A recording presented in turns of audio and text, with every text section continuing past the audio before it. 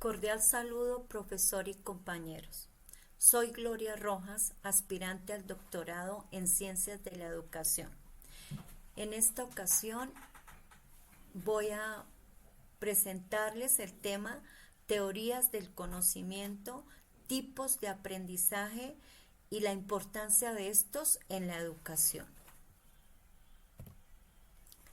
Las teorías del aprendizaje han estado investigadas, pensadas y reflexionadas desde hace mucho tiempo por personas interesadas en cómo se adquiere el conocimiento. Platón, por ejemplo, diferencia el conocimiento adquirido por los sentidos y el adquirido por la razón. Descartes utiliza la duda como método de adquisición. Kant habla de una dualidad mente-materia, señalando que el mundo está desordenado, pero la mente impone el orden.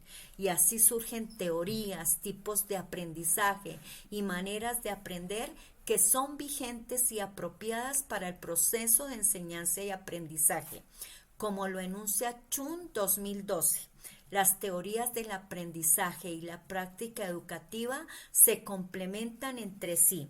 Las teorías del aprendizaje y la práctica educativa no sustituyen las experiencias y la teoría sin experiencia podría ser engañosa. Es tan importante conocer las teorías como las necesidades particulares de los estudiantes para definir y tomar decisiones acertadas en la educación, como los fundamentos teóricos, el enfoque y por supuesto los tipos de aprendizaje para utilizarlos de manera más eficiente. A continuación se presenta el tema sobre la teoría del aprendizaje que tiene como objetivo valorar y hacer una apropiación para poner en práctica en nuestro quehacer pedagógico. Iniciaremos con ¿qué es el aprendizaje? El aprendizaje es un cambio perdurable en la conducta o en la capacidad de comportarse de cierta manera, el cual es el resultado de la práctica de otras formas de experiencia. ¿Cuáles son los criterios? El primer criterio es que el aprendizaje implica un cambio. El segundo es que el aprendizaje perdura a lo largo del tiempo y el tercero es que el aprendizaje ocurre por medio de la experiencia. ¿Qué implica aprender? Pues implica construir y modificar nuestros conocimientos, así como nuestras habilidades, estrategias, creencias, actitudes y conductas. ¿Cuáles son esos criterios que hablamos anteriormente? El primero dice que el aprendizaje implica un cambio en la conducta, en la capacidad de conducirse. El aprendizaje es inferencial y se observa a través de los resultados, que perdura a lo largo del tiempo, aunque puede olvidarse o puede ser de poca duración o alterarse con factores como las drogas o el alcohol.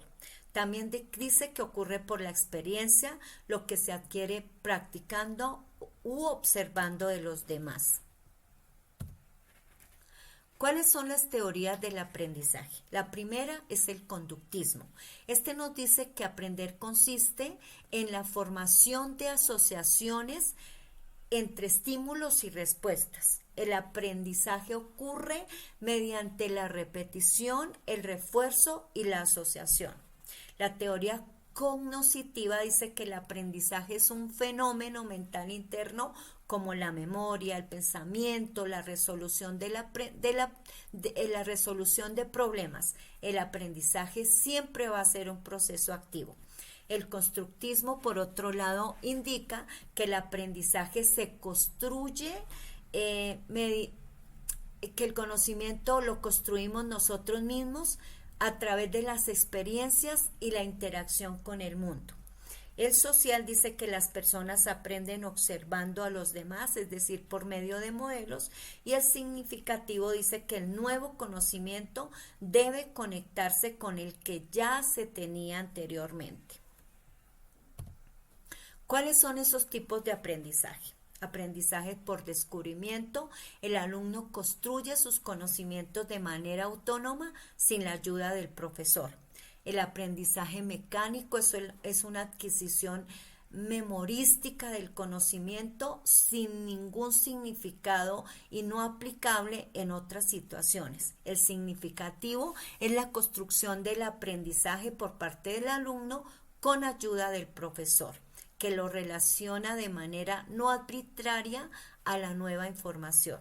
El aprendizaje por recepción, que es el aprendizaje por instrucción expositiva, que comunica el contenido que va a ser aprendido en su forma final. El repetitivo es aquel que se produce cuando los contenidos no son adaptados y reorganizados en los conocimientos previos del alumno. Los asimila literalmente sin hacerlos suyos. El aprendizaje reproductivo consiste en aplicar destrezas previamente adquiridas a un problema nuevo. Es una forma de no aprendizaje. El aprendizaje reproductivo implica una organización perceptiva o conceptual y es más bien un proceso solo o no solo un contenido nuevo. El restringido es aquel a través del cual obtenemos información concreta y específica de nuestro ambiente. Es la base del condicionamiento clásico y el operante. El aprendizaje amplio implica un proceso cualitativo de las estructuras cognitivas que conduce a un equilibrio. El de representación, donde las palabras tienen el mismo resultado que el referente, es decir, es la adquisición del vocabulario. El de conceptos, el concepto implica objetos, hechos, sucesos, situaciones que atribuimos comunes y que todos se generan mediante un símbolo. El aprendizaje por proposiciones implica adquirir el significado de nuevas ideas expresadas en una frase que contenga dos o más conceptos. ¿Cuál es la importancia de ese aprendizaje en la educación? Pues es importante porque fundamenta las estrategias de enseñanza, proporciona teorías para entender cómo los humanos adquieren los conocimientos, las habilidades y las destrezas. Además, ayuda a diseñar métodos pedagógicos efectivos que se adapten a las necesidades individuales de los estudiantes. También se adopta diferentes modalidades como la presencial o la virtual y también mejora el rendimiento académico. Las conclusiones de este tema son: la importancia de las teorías del aprendizaje radica en los fundamentos, las teorías y los tipos de aprendizaje que propone para que el conocimiento sea adquirido de forma significativa. Depende del docente y de las instituciones educativas apropiarse de los mejores insumos teóricos para hacer el proceso motivante y enriquecedor. Por otra parte, como lo enuncia Chun 2012, los profesores deben organizar el ambiente de manera que los estudiantes puedan responder de alguna manera apropiada a los estímulos. Además de organizar el ambiente, debe tener en cuenta los intereses, necesidades y propósitos del aprendiz, así como la motivación. Esta es importante para que los estudiantes tengan mejor acceso a la información y la procesen de una mejor manera. Por último, hay muchas maneras de acceder al conocimiento y provocar en los estudiantes el deseo de aprender. El docente debe saber seleccionar muy bien el tipo de conocimiento y las estrategias para que el proceso de enseñanza y aprendizaje sea exitoso. Las referencias para realizar esta exposición: tomamos a Gallardo Velázquez y Camacho Herrera con su libro Teorías del Aprendizaje y Práctica Docente, y a Chun 2012, Teorías del Aprendizaje, una perspectiva educativa. Muchas gracias, profesor y compañeros.